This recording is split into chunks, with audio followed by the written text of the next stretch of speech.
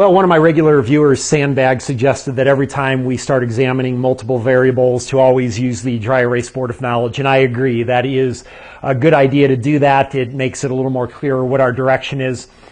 So these are some other ideas that while I was working on those other cars, I was kind of thinking about.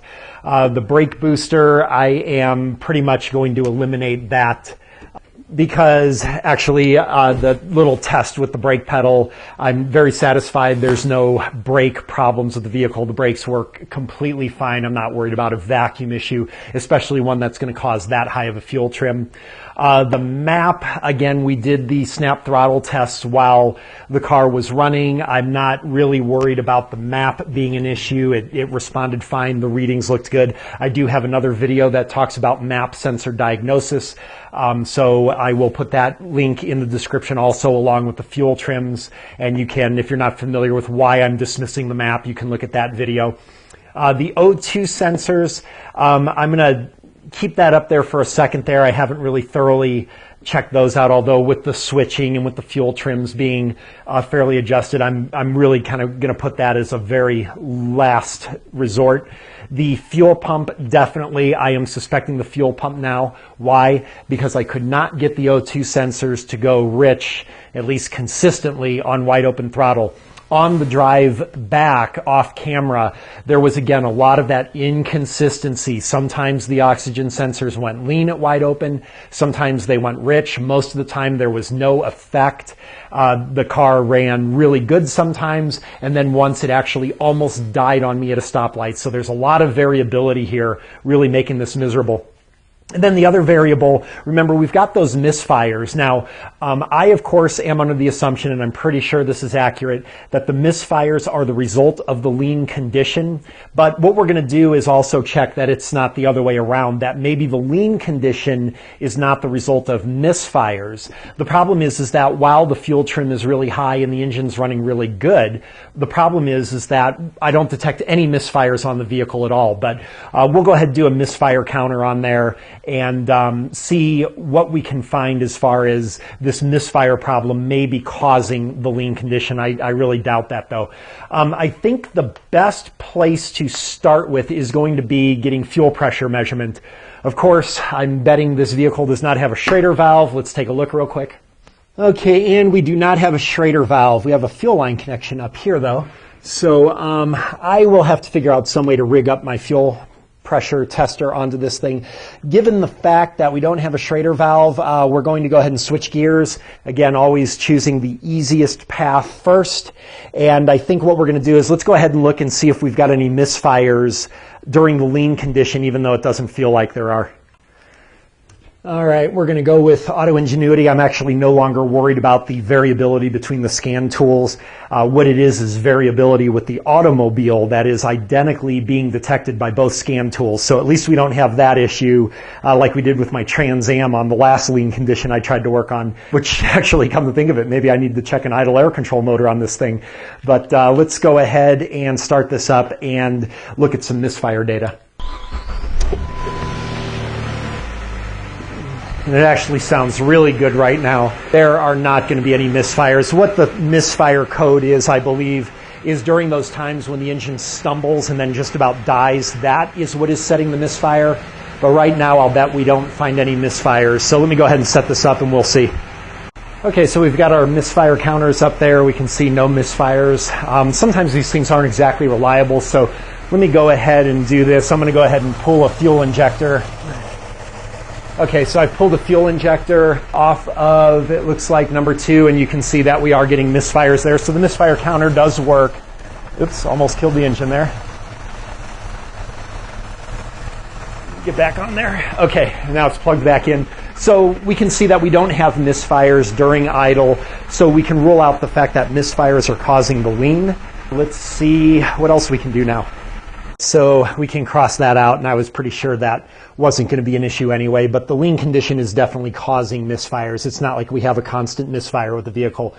I do believe the best thing to do, especially since I'm a little pressed for time, is let's go ahead and look at this fuel pump. I think Yeah, I think I'll have to figure out some way around that. Actually, I guess now that I've got the engine warmed up and everything, let's just go ahead and rule out the O2 sensors. Again, let's stick with the easy stuff first. This will be an easy thing to dismiss. All right, let's see if we can get all this in one shot. But what I want to do now is just validate the O2 sensor operation. This is just for the sake of the fact it's easier than doing fuel pressure, and I just want to rule this out. We really have yet to see the O2 sensors go negative, go rich, I mean, for a sustained period of time. So I'm going to force them to go rich again here and be a little more thorough with it. So what I'm going to do is, and it's kind of interesting, we got like 2 PCV systems here, so I wonder if those are for each bank. But let me go ahead and take this one off and plug it. And then let's just, I'm almost out of propane, but let's go ahead and feed some propane directly into the intake, and that should cause those O2 sensors to go very rich. And of course, we've got short-term fuel trim here and long-term here. Okay, so we can see after a couple seconds our short-term is starting to respond. Now, what I'm a little worried about is I never saw the O2 sensors go rich. Actually, one of them went lean. That would be bank 1, sensor 1. Let's take that out. And they go rich for just a minute there, which is interesting. I'd expect them to go lean. Let's go ahead and add that propane back in there again. This is just right into the air box. And why do we get a backwards result from what we would expect? So I'm adding directly into the PCV hose here, and we can see that we are getting bank 2 to decrease, but we really can't get it negative, and we've had no change on the long-term trims. I cannot get any kind of rich response here at all. Let's do the opposite. Let's see if we can get a lean response. So let me reach back here and see if we can get this brake booster hose loosened. Good. Connect that up. Okay, so now I've got the brake booster hose off. This should cause an extreme lean condition. And you can see we go extreme lean on the O2 sensors. Put that back. So going lean is not an issue here, but getting these things to go rich definitely is. Now, is that because we just have such a fuel deficit? So we still need to do fuel pressure, but what I want to do is go behind this computer here with this propane, see if we feed some propane right into that brake booster, what happens. All right, so there's propane right into the brake booster. This should cause this thing to go severely rich. There's actually pretty good vacuum on there for as bad as this thing was idling. And wow, it's just running so lean, despite the fact that I have this sealed up and I'm pumping propane into it. That is interesting that I cannot get this thing to go rich at all. All right, engine is not happy right now. All right, we just died, so let's see what's going on here.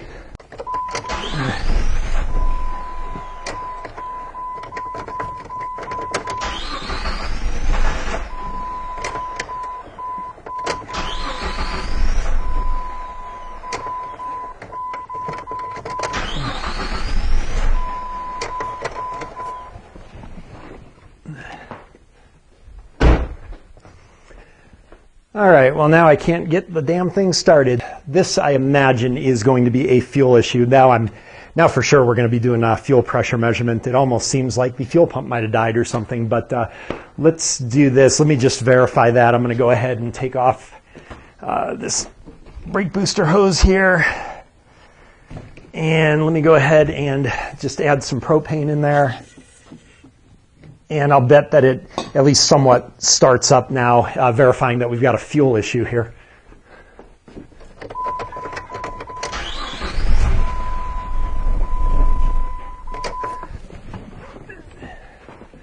Okay, it definitely ran a little bit longer there, and I probably put a little more in here, and we'll just make sure. But that's going to be a fuel issue for sure.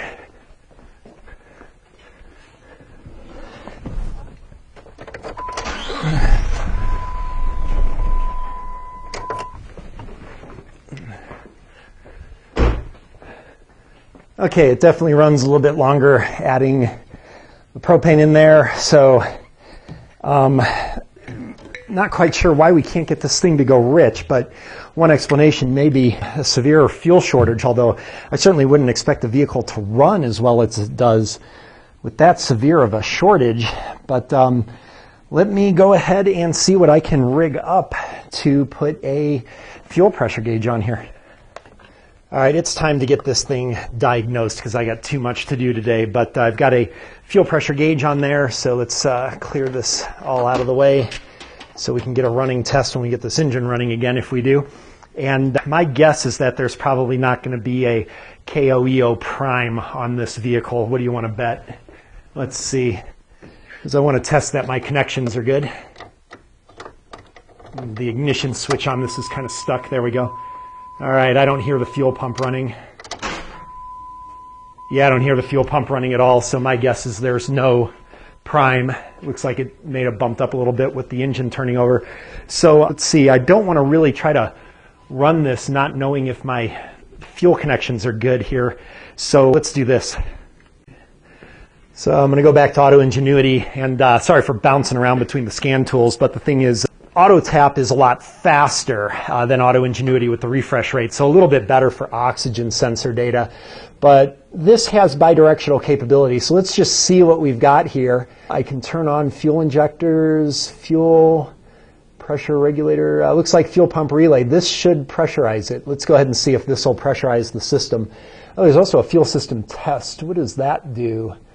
Looks like more relay testing. So let's turn this on. And well, it does seem to have some effect there. And the fuel pump is trying to build pressure, but it does not seem to be very successful with it, does it? So we've built up 20 something. So let me just make sure this isn't the result of a leak real quick. No, we're solid on there. That is really low fuel pressure, so that's great. This is clearly what the issue with this car is. It's amazing it would even run with that low of pressure, though. And the other thing, too, is the guy did say, I just talked to him between the break here when I was working on other cars, and he says that he actually got 2 fuel pumps put in this vehicle. So now I'm starting to wonder if we've got something that's either eating fuel pumps or we've got some kind of restriction in the line or something that's causing the fuel pumps to be eaten up. We just did a video on voltage drop. Voltage drop could also explain this very, very much so. So that was very timely. We're definitely going to have to do a voltage drop test here. But I cannot get this thing to prime up past 22 psi. So let's go ahead and do some other testing here. All right, I finally got this car started. Yeah, we've got no leaks here. We've got very low pressure here, running at about 26 psi it looks like. I'm not sure what spec is on this Jeep, but I guarantee you it's more than that. So this is clearly an issue. I'm sure it is also the issue, but it is definitely an issue. We have to fix this fuel pressure. The other test I wanted to do, and by the way, I do have a video on fuel pressure testing. I will put that in the link too. So we're kind of using all of our diagnosis and understanding playlist on this one. But let me go ahead and add some throttle. And you can see we drop fuel pressure quite a bit. That is not a good reading at all. Yeah. I'm just going to double check again to make sure that there's no leaks here. And there is not. That is the actual fuel pressure. Let's try a snap throttle test here.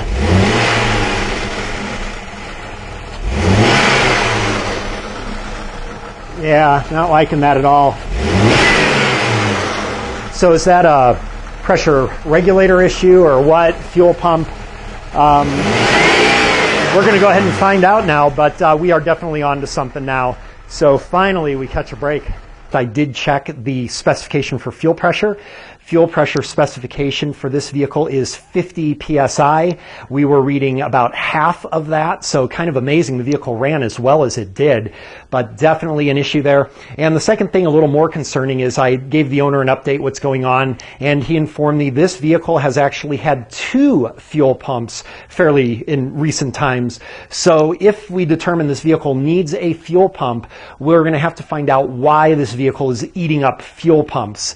If there's some kind of resistance in the line, something like that, obviously electrical, so we'll do our voltage drop like we mentioned earlier, but we've definitely narrowed this down to a fuel problem, but it's concerning that this vehicle has gone through fuel pumps. Could also, of course, be 2 misdiagnoses from different places, which of course is not surprising. But my strategy here, what I've done is I've tapped directly from the fuel line that would normally go to the rail.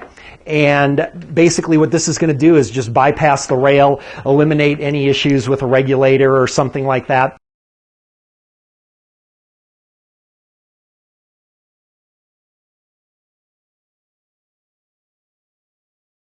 So if we measure the same fuel pressure by this method, then we have narrowed it down to either the pump, something along the lines, could be a fuel filter, possibly something like that, or electrical, a voltage drop issue, something like that. So we'll see what happens here. And incidentally, a little frustrating, but when I looked up the fuel pressure spec, it says there's supposed to be right here a Schrader valve, and most certainly there is not one on this car. So a little tease there, but I've got this figured out, I think, so let's go ahead and see what happens. All right, I'm just going to go ahead and crank it to be quick about this, and let's see what we read.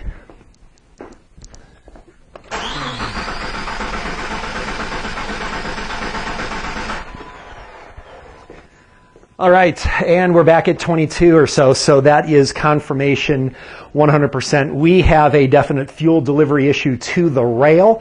Notice I did not say we need a fuel pump. That is not ruled out yet. I have to be accurate. Remember the policy in our garage here. If we make the wrong diagnosis, we pay for the part. So I am not going to throw a fuel pump into this thing, especially after 2 pumps were already put in, but I wouldn't do it anyway. There are other variables. So let's go to the dry erase board of knowledge and let's figure out what the variables would be, knock them out, and let's get a diagnosis on this thing. All right, at this point, these are our possibilities that we're looking at here. So the first thing I want to do is I just want to go punch this thing right in the throat and go for the fuel pump and determine, does this car need a fuel pump? If it does, then we're definitely going to look at these things that may be causing premature failure of the fuel pump that this guy says he's got 2 fuel pumps recently. So there's a couple ways we can do this. One way is we can rule out that we need a fuel pump by doing voltage drop measurements. Now another one of our diagnosis and understanding videos, doing voltage drop, will come into play.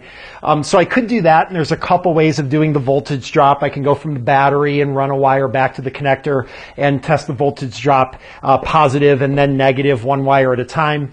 We also know from that video another way of doing voltage drop. I can do a voltage drop measurement at the connector and then subtract that from the voltage we measure at the battery. And that's another way of doing it, and actually probably how I will. It'll be a lot easier. But another way that we can do it is, of course, to just put 12 volts directly to the fuel pump. If I unplug the fuel pump connector, put 12 volts directly to the fuel pump, and we measure 22 psi, then that's it. We're pretty much down to either a restriction or a fuel pump, and we'll do some things to check for the restriction. But basically, that would verify that the voltage drop is not really an issue, because we would be bypassing all of the wiring.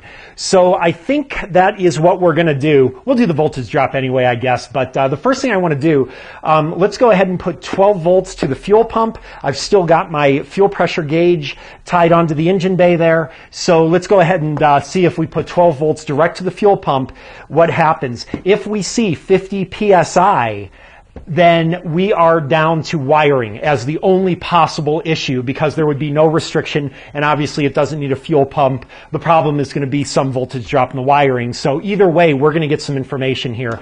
Let's see what happens. Well, as luck would have it, I went ahead and pulled the spare tire out of the trunk and all that stuff so I could get access to the top of the fuel tank. And this vehicle does not have an access port. We have to get underneath the vehicle, so that means it's time again for the Schrodinger cat cam. Wow, I'll bet I get a lot of chicks like this. All right, sorry for the camera work here, but so I went ahead and got this connector loosened up here. And let's see here, we've got orange. Try to get this light, sorry about this. This is a lot easier with two hands available now. So there's an orange wire that I like because of its thickness. That is going to definitely be power. And it looks like we got sending unit here, and then this black wire is going to be the ground. So let's go ahead and do this. I've got my little power probe here. You can of course do this with jumper wires or whatever. And let's see, I'm going to connect to the ground right there. And this should, when I touch this 12 volt terminal to the power, and I can hear the fuel pump running. I don't know if you can hear that, but I can definitely hear the fuel pump running. Doesn't sound so good, but let's run that for a little bit, and then that should be plenty. Let's go up top now and see what that did to our gauge. And if that moved the gauge up to 50 psi, then we've got a wiring problem from this connector on back somewhere. So let's see.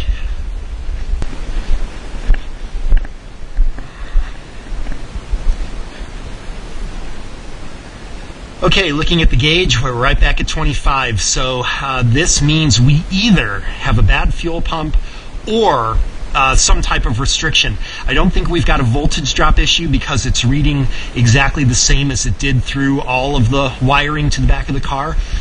So it's not a total sure thing, I guess. So just to be safe, let's go ahead and do a voltage drop test real quick. Just rule out wiring, and then we're going to have to do something to see if we've got a restriction in this system, because again, there's been a number of fuel pumps put in here. So let's see, we want to do this voltage test after the connector. So we're going to go ahead and probe. Let's see, there's my black wire right there. That's easy to get to, so let's go ahead and probe that. And then there's my orange wire. We'll go ahead and probe that one. Okay, and then let's hook up our voltmeter leads to that. And then when we go ahead and run this fuel pump, we'll get a voltage reading here. Okay, let's go ahead and turn this over, see what we get.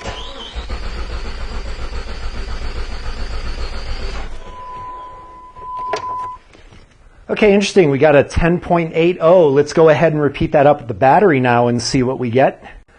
Okay, so let's go ahead and check it at the battery now. And I know we had that no start issue a while ago, if you remember. So maybe we did drain down the battery a little bit, but we will find out.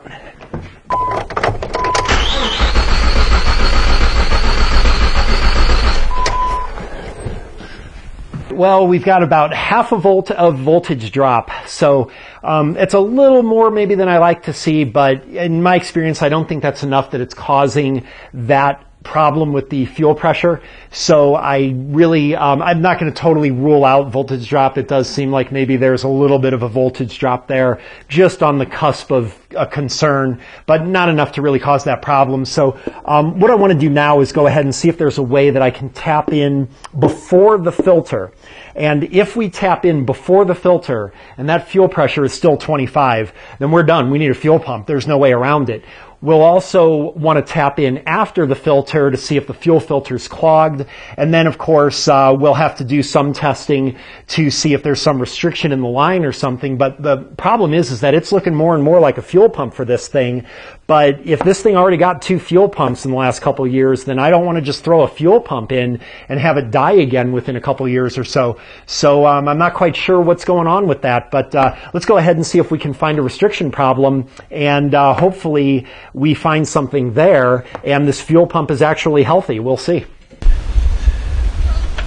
All right, so what I've done is I've got the feed line to the fuel filter, which you can see right up there behind this thing. And it's the same setup I had in the front of the engine, so this should read directly from the fuel tank. And if we still read 25 psi, we're done. We need a fuel pump in this thing. Now, that's still not to say that we don't have some issue that fuel pumps are frying, but I don't think I'm going to be able to fix that until we get the new fuel pump and see what our pressure is and where we're losing it. So I'm going to go ahead and take this pressure measurement right now, and let's see what we get. All right, I've got our fuel pressure gauge in a convenient location where I can see it while I crank, and let's see what we get here. And check that out. All right, that is directly measured from the fuel pump before the fuel filter. There is no question about it. This vehicle needs a fuel pump.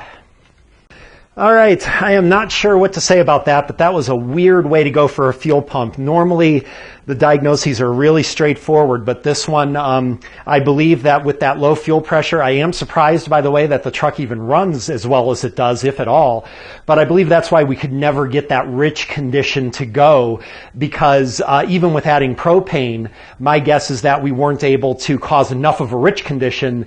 The vehicle was still starving for fuel, even with the addition of propane. That's my only explanation that I can come up with for why we were so goofy with those O2 sensor readings and fuel trim things. So it threw us off a little bit, but there's no question about it.